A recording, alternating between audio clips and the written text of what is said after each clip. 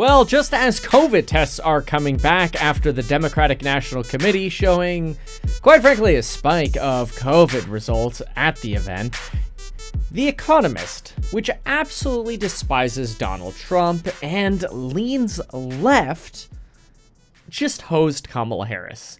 This was shocking to me. I listened to The Economist in audio form, and I had to pull up these articles because I just couldn't believe what I heard.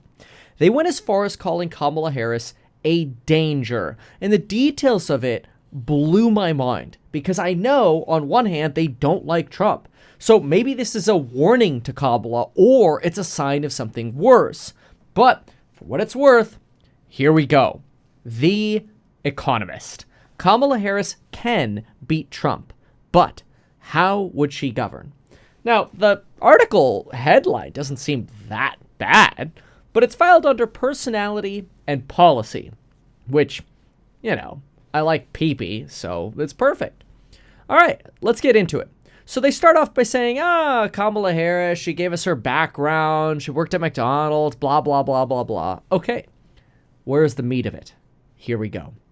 I'm going to read it to you because, honestly, they say it really well. Unfortunately, how that would translate into a Harris presidency remains disconcertingly vague. That is, all of this background, how that would translate, right? She has reasons for building her campaign around personality. Policy can be a liability. Mr. Trump is no wonk, and with him as an opponent, character matters.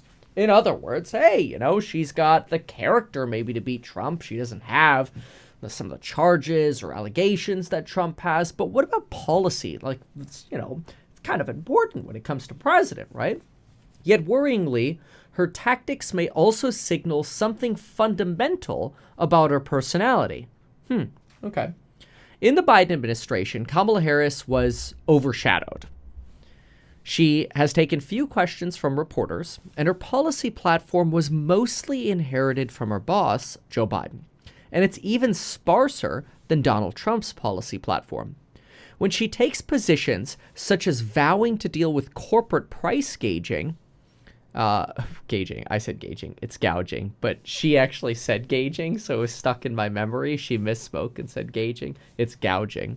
But anyway, when she takes positions such as vowing to deal with corporate price gouging, they may not be expressions of her political beliefs in so much as campaign maneuvers designed to placate voters worried about the cost of living. In other words, people bag on Trump sometimes they call him say anything Donald, like I'll just say anything to get votes.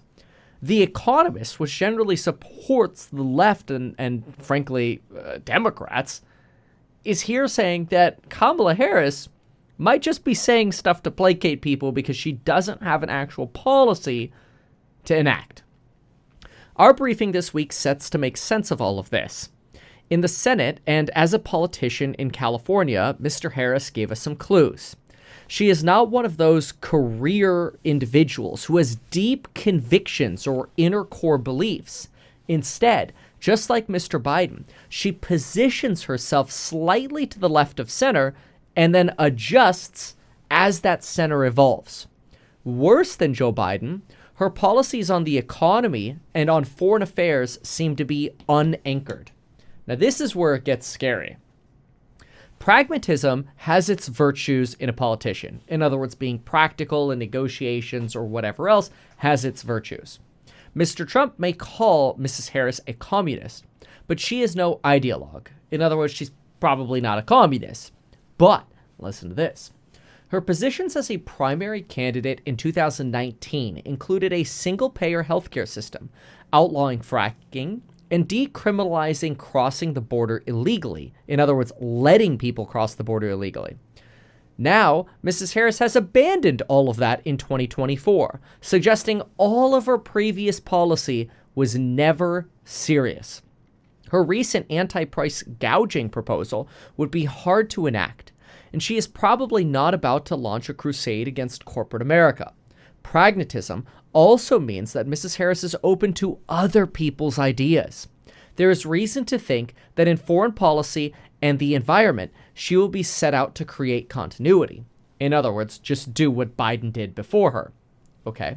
But when pragmatism signals a lack of thought through principles, in other words, if you reach into your bag of principles and you don't have any there, you just kind of do what other people tell you to do, whatever Nancy Pelosi tells you to do on the phone, or, when Joe Biden wakes up, what he tells you to do, it can, quote, spell danger. The Economist is literally calling the Democratic nominee a danger, and they lean left and hate Donald Trump's guts.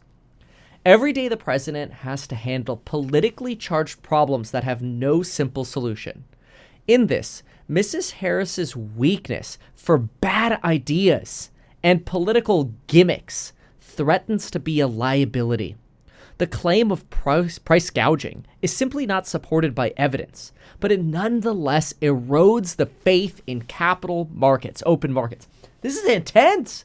They're basically calling her somebody without ideals, without principles, without a backbone, and somebody who could be a liability in foreign policy and on the economy. On top of that, somebody who doesn't believe in open markets, which make America prosperous, says The Economist. They also argue that these $25,000 homebuyer grants are supposed to help first-time homebuyers. Yet she also succeeds in her plan to increase, she also succeeds in her plan to increase the supply of housing, a tall order. Subsidies would just simply raise the prices of homes, making homes more unaffordable, not more affordable. Then when it comes to raising the child tax credit, The Economist argues, how is she going to deal with a budget deficit of 7% of GDP? Because her failure to finance it through taxes would be rash and inflationary. The only way The Economist would recommend Harris is as an alternative to Trump. They don't really like Trump, right? But when there's a criticism from the left of Kamala Harris, I'm like, oh, that's interesting. It's not like I'm reading Fox News here, which, says bad things about Kamala Harris every day. This is a left-of-center economic magazine. And they actually have really good stuff, which is why I listen to them, which is why I pay attention to what they say to get their perspective. Likewise, without strong fundamental beliefs and a set of guiding principles, they're basically calling her empty, the president can easily be blown off course by events. When presidents are reactive or indecisive, they may be challenged abroad. This is a reference to Putin maybe challenging her, or Xi Jinping, or Kim Jong-un, or whatever. If Mrs. Harris struggles to knit together her biography, her principles, and her policies, she will also struggle in a president's crucial role, explaining to the nation how it should fight an adversary. Her overriding task is to defeat Trump, and it's a vital one. Again, this is where they show that they're anti-Trump, right? Now, what else they say is, should Harris's personality lose its power to propel her campaign forward? In other words, should that sort of like initial sugar high of the Harris campaign and the Harris personality and, somebody who can actually like stay awake for a debate or whatever, lose value? Policy could be the only way to revive her campaign. They say, imagine if her whole platform were like her position on women's reproductive rights, where her policy is clearly derived from principles and set out from her own experiences. Now, this isn't a video about abortion. It's just simply to say, they're like, look, she has a very clear stance on abortion and women's rights and codifying access to abortion. But she doesn't have that for the other elements of her policy. And that's really bad because it potentially leaves you with a backboneless leader. Now, there's actually surprisingly a second piece from The Economist on this. I mean, I'm going to have to pitch life insurance to Kamala Harris here soon. By the way, you can get life insurance as well in as little as 5 minutes by going to metkevin.com/life. It's a paid affiliation and partnership with the channel, metkevin.com/life. Check them out. It's the same life insurance Lauren and I use, and we Apple Pay or Android Pay for it. It's pretty easy and automated. Check it out, metkevin.com/life. Anyway, Mrs. Harris, in short, would like to fight the election on broad values rather than nitty-gritty proposals.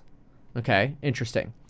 Her stance is not explained, even though her thinking has evolved. So in other words, why have you flip-flopped on so many positions? but you're not giving us very, very clear details. Her campaign website, just like Mr. Biden's, doesn't have any policy at all. At least Donald Trump has some. Like, The Economist is literally having to go out of their way to go, I mean, Trump has some policy, why don't you? It's crazy. It's funny, as I'm talking about this, oh, they removed the banner.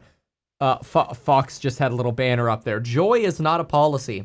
I flip between them during the day, between CNN and Fox and MSNBC and Bloomberg and CNBC and stuff, so I just flip around.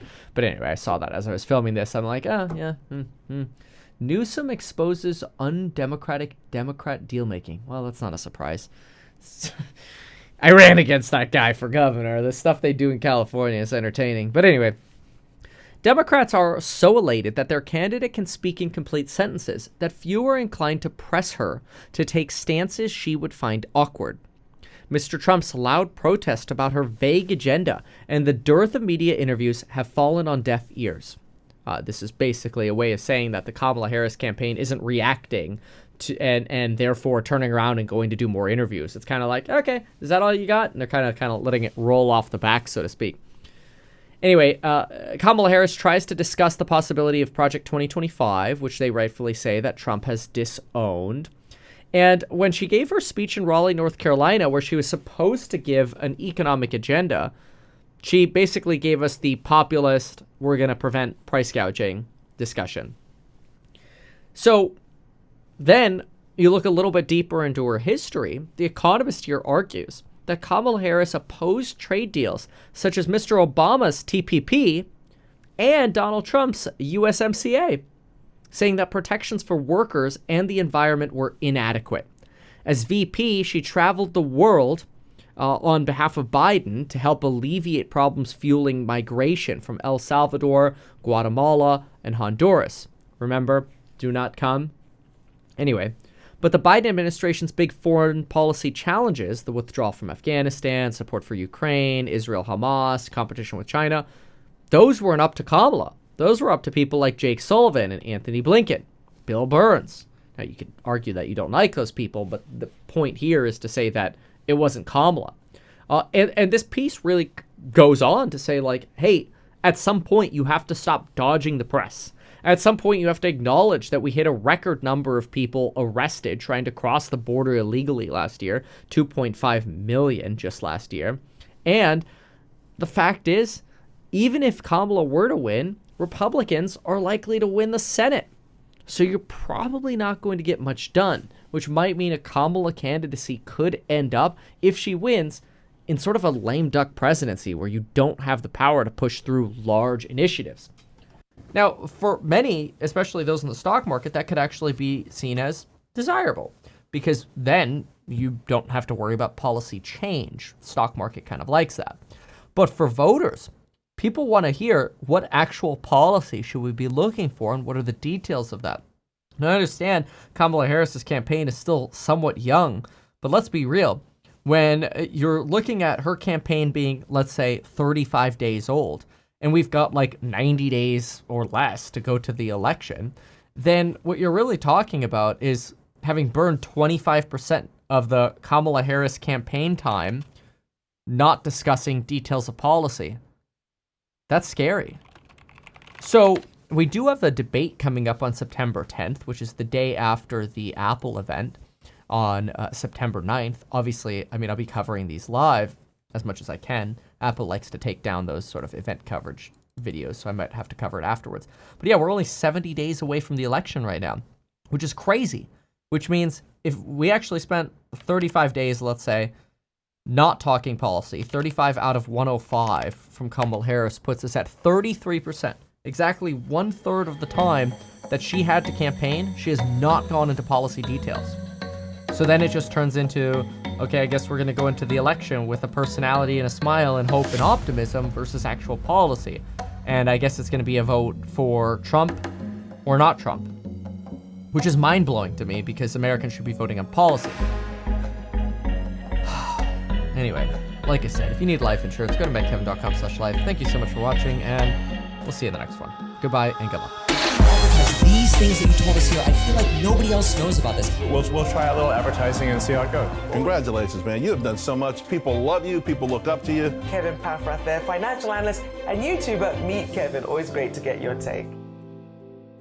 Even though I'm a licensed financial advisor, licensed real estate broker, and becoming a stockbroker, this video is not personalized advice for you. It is not tax, legal, or otherwise personalized advice tailored to you. This video provides generalized perspective, information, and commentary. Any third-party content I show shall not be deemed endorsed by me. This video is not and shall never be deemed reasonably sufficient information for the purposes of evaluating a security or investment decision. Any links or promoted products are either paid affiliations or products or services we may benefit from. I also personally operate an actively managed ETF. I may personally hold or otherwise hold long or short positions in various securities, potentially including those mentioned in this video. However, I have no relationship to any issuer other than HouseHack, nor am I presently acting as a market maker. Make sure if you're considering investing in HouseHack to always read the PPM at househack.com.